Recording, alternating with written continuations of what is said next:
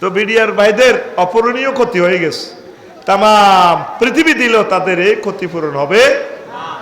আপনার বোর্ডে আপনারা একদিন পাই কত খুশি হয়, তাম পৃথিবী বিক্রি করলেও তো আনন্দ পাওয়া যায় না। তাদেরকে নিয়ামত থেকে আপনি বঞ্চিত করছেন। আপনি নারী নামের কলঙ্ক, কে আপনারা মায়ের জাত কয়?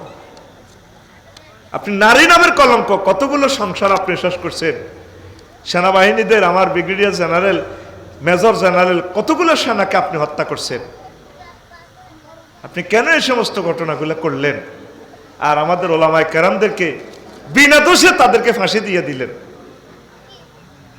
কি করলেন আপনি? আপনি তো আমাদের প্রিয় নেতৃত্ব হিসাবে সবসময় শ্রদ্ধাভাজন থাকতেন। আপনি আমাদের শিক্ষানীতিটা শেষ করে দিয়েছেন।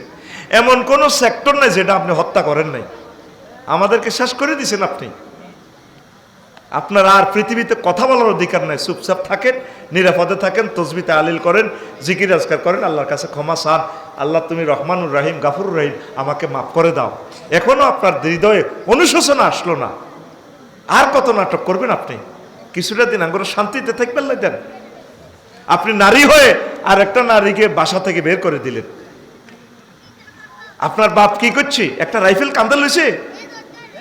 আর ওই নারীর হাজবেন্ড তো জীবন মরণ রেখে কলিজাতে আর্টিলারি মেশিন গান বেঁধে বেঁধে যুদ্ধ করছে, একটা সেক্টরের প্রধান ছিল।